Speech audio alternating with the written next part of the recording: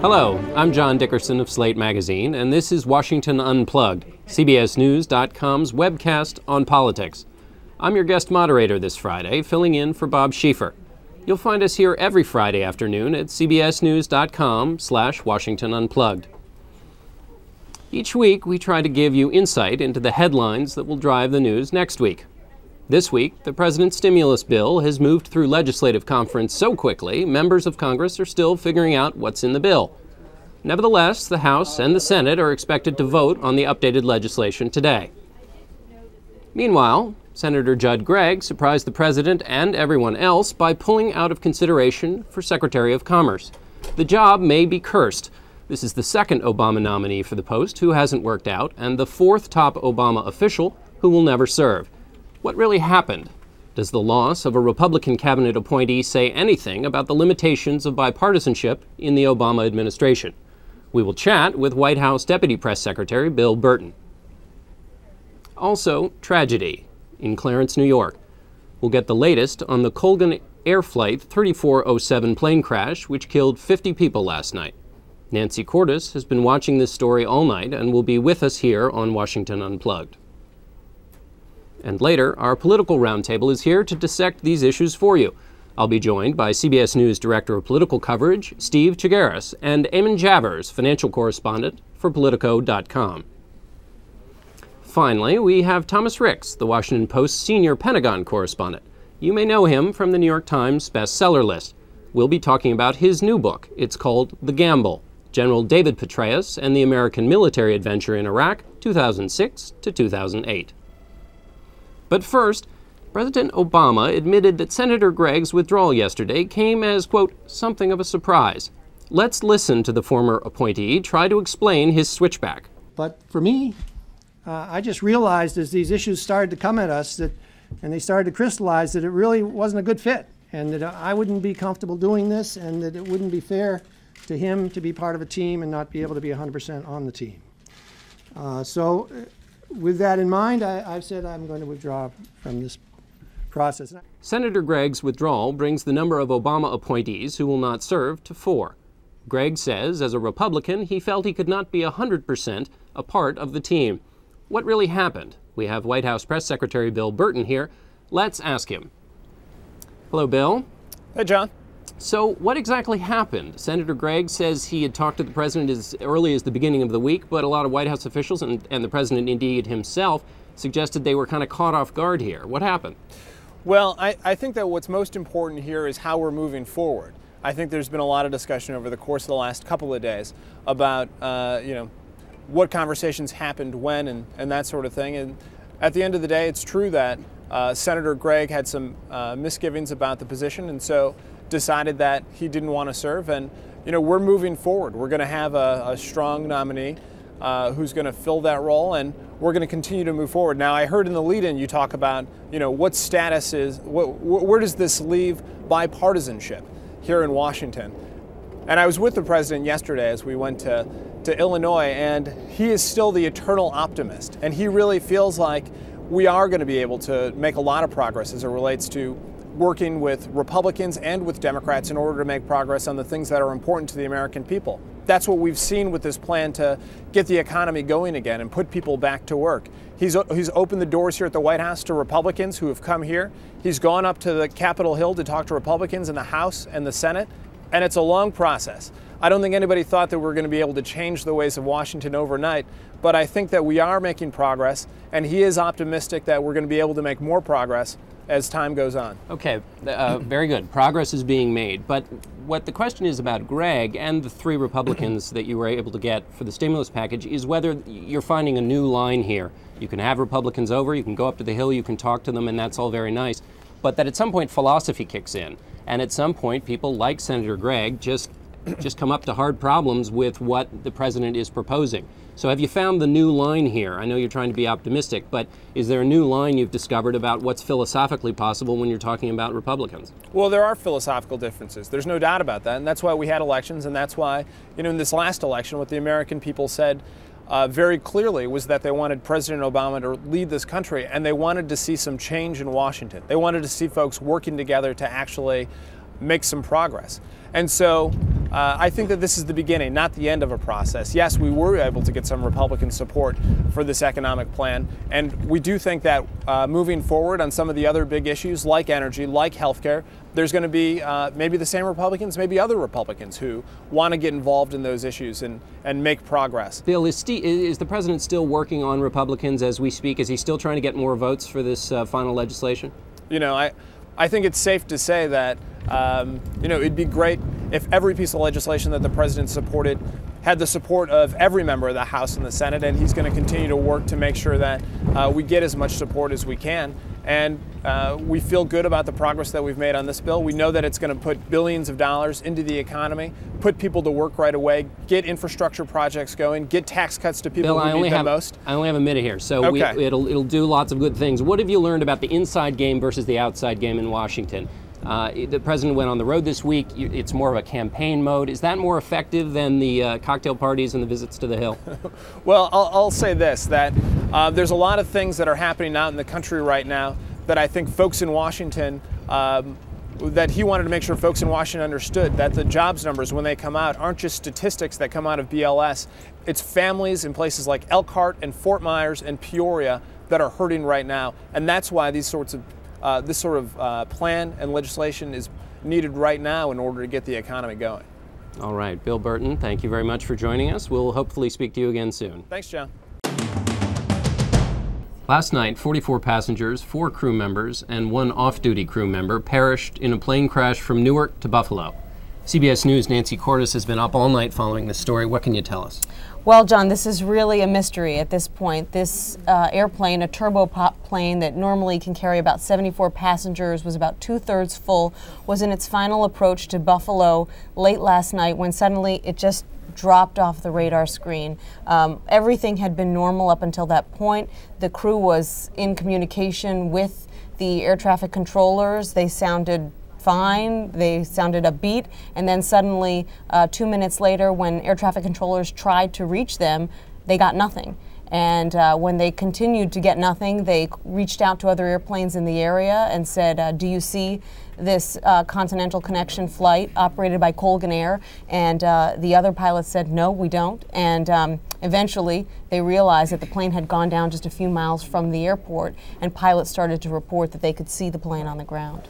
So there's been some reports from other pilots in the area about ice. Is that an issue, a factor here, something they're looking into? This is going to be a leading possibility, this possibility of ice building up in the area. The weather conditions were right for it.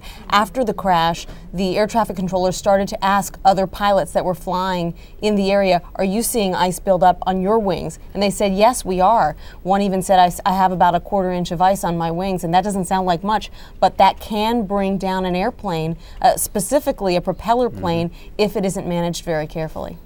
Okay, Nancy, thanks very much. Sure thing. We try to involve our audience in Washington Unplugged and welcome you to email your questions to WashingtonUnplugged@cbs.com. You're watching CBSNews.com's Washington Unplugged at CBSNews.com/Washington Unplugged. I'm joined now by CBS News political director Steve Chagaris and Eamon Javers of Politico.com. This week in Florida, President Obama candidly put his neck on the line, saying what few presidents have in their first month in office. Let's take a listen. I mean, I expect to be judged by results. And there's no, I'm not going to make any excuses. If stuff hasn't worked and people don't feel like I've led the country in the right direction, then you'll have a new president.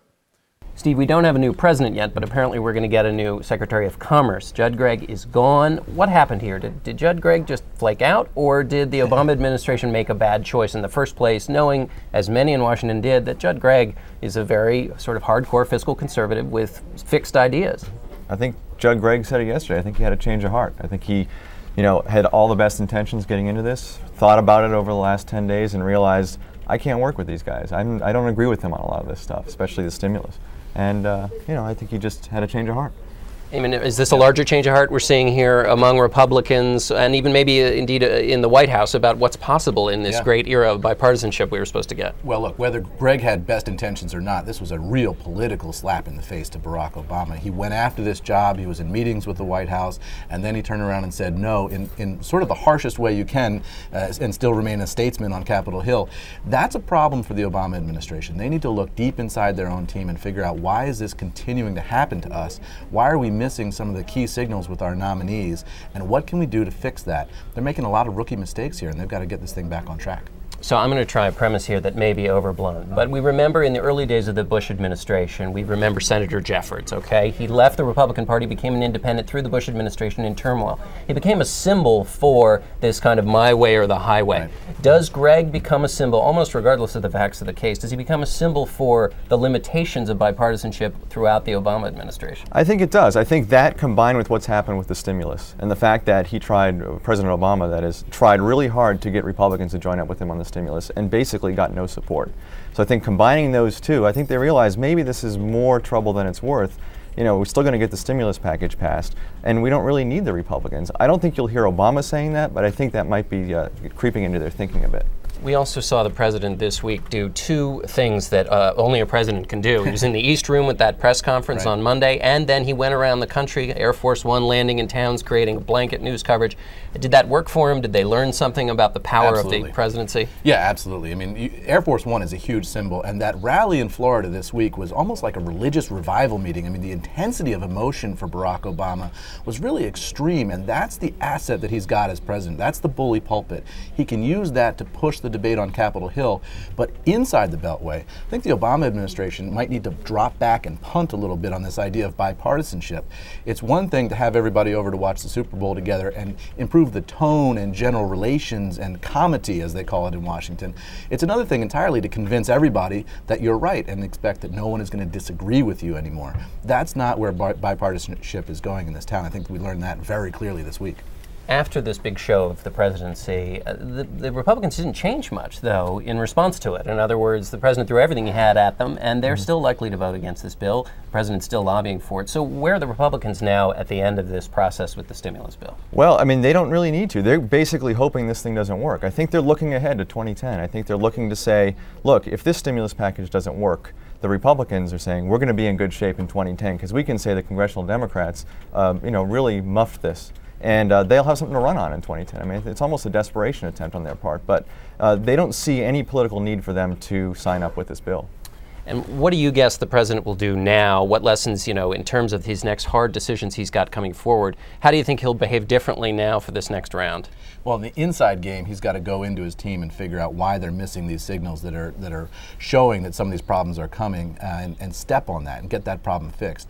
The outside game, we're told at Politico that they're going to just step on the gas and they're just going to go for it. They're going to continue with their agenda, and if the Republicans aren't going to cooperate, they're going to leave them to the side and go with the votes that they've got in the House and the Senate to get their agenda through. That's right. Rahm Emanuel's been talking about, we talked too much about bipartisanship at the beginning. Well, it was the president who was talking about that. Do you think that's just gone now in terms of the president? I think you'll see the president continue to reach out, but I think ultimately that they may have felt that, they don't, this may have set the bar a little too high trying to go for this bipartisanship, because at the end of the day it became a focal point and it became basically a scorecard. Where's the bipartisanship? And it became too much of a distraction to them, and I think maybe they don't think they need that going down the road. That's right, and the score was just 3 Republicans in the Senate.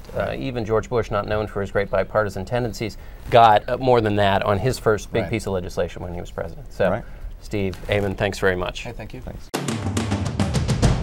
I'm here with Tom Ricks, the author of The Gamble, the American Military Adventure in Iraq, 2006 to 2008. Welcome, Tom. Before we get to the policy, I just want to ask you about the book, because there's a great story inside here of insurgents inside the Pentagon taking over. You've got a diminutive British woman who's a pacifist. Tell us a little bit about the story inside this book. Sure, it's quite a striking story, and I didn't know it going in, even though I've been covering the war for the Washington Post. How much it was that in 2007 the war was turned over to the dissidents, to people who had fundamentally disagreed with the invasion or who thought the war had been executed wrongly. Ambassador Crocker, the top American diplomat in Iraq, for example, reveals in the book that he had opposed the invasion.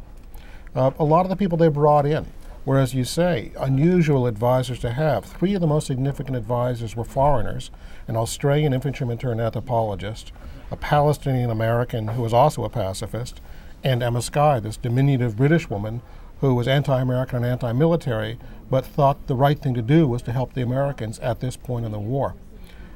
It was a very different war. There was a lot less hubris in the American effort and a willingness to talk to even enemies, and as General Petraeus eventually did, a willingness to put the Sunni insurgency on the payroll.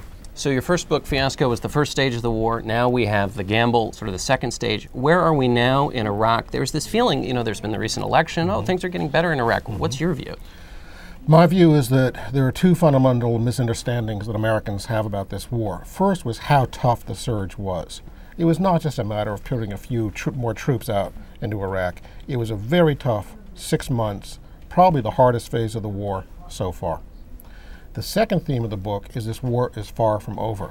Yeah, the war has changed several times. It was an invasion, it morphed into an occupation, into an insurgency, then into a civil war, then into an American counteroffensive. It's changing again. Just because it's changing doesn't mean it's ended. The elections the other day? Yeah. Remember the elections a couple of years ago? Purple fingers, people coming out? Followed by a civil war. So I think there's a lot of reasons that Iraq '09 is going to be very tough, and in fact harder than the last year of Bush's war. And I think there's a good chance that Obama's war in Iraq will last longer than Bush's war. So who gets this? Does the president get this? He talked about 16 months for moving troops. What do the commanders tell him? Where is there a clash coming here in terms of the ground truth versus what the president may think? I think there will indeed might be a clash by the end of this year. Obama's campaign promise to get American combat troops out of Iraq in 16 months was a fatuous promise. When Americans heard it, what they heard was, I will have no more American troops dying in 16 months. But it was a false phraseology, combat troops. Well, newsflash for Obama, there is no such thing as non-combat troops. There is no pacifistic branch of the U.S. Army. Anytime you have American troops out there, there are going to be some of them fighting and dying in counter-terror missions against al-Qaeda. If you have American advisors with Iraqi troops, they're going to be getting into fights, and some Americans will be dying. So I think we're there for a long time, and as long as we're there, unlike, say, the occupations of Korea, Japan, or Germany, American troops will be engaged in combat. General Odierno says in the book he'd like to see 35,000 troops there as late as 2015, well into Obama will be Obama's second term. So I think by the end of this year, you're going to see a conflict. Obama's going to want to see troop numbers coming down. Odierno, the other big O, as they call him in Iraq, is going to say, wait a minute, you're holding general elections here in December in Iraq. That's exactly the wrong time to take troops out. So let's look then at another Obama promise, which is related, of course, to Iraq, because Obama has talked about switching troops from Iraq to Afghanistan. But that switch hasn't happened. Where do things stand in terms of Afghanistan, and how does the ground truth in Iraq affect what's going to happen and can happen in Afghanistan? They do relate to each other very much. The odd thing about Barack Obama's promise to get troops out of Iraq so he can use them in Afghanistan, it's not a departure from Bush, it actually is a continuation of Bush. It's the same unwarranted optimism that plagued the Bush administration about Iraq. Remember, the original Bush plan for Iraq was to be down to 30,000 troops by the fall of 2003. Here we are more than 5.5 years later with 5 times that many troops. So I think Obama's going to have more trouble getting troops out of Iraq than he suspects. You're also seeing a bit of friction right now in discussing where they go in Afghanistan, Pakistan. Now that's partly the shakedown cruise of a new administration. It's also because you got some pretty big egos out there. Richard Holbrooke, the new American envoy, and Dave Petraeus, who's now the U.S. commander for the whole Middle East, that's kind of like putting Godzilla and Mothra out there. They're both going to think they're in charge, and they're both going to be using their ray gun looks at each other. But I do think the Obama administration has gotten something fundamentally correct, which is it's not the Afghan war, it's the Afghan-Pakistan war. And the Pakistan part of it is the more important part of it. As a friend of mine, Andrew Exum, puts it, it's hard to fight a war in Afghanistan when the enemy decides to fight it in Pakistan. Tom Ricks, thanks very much. Author of The Gamble. Thanks for being with us. You're welcome. You're watching Washington Unplugged at cbsnews.com/Washington Unplugged. And we want to hear from you. Please email us your questions and ideas for future shows of Washington Unplugged at WashingtonUnplugged@cbsnews.com. You can also become a fan of Bob Schieffer on Facebook and Twitter. Thanks for watching. as we walked you, the viewer, through the news from Washington and beyond.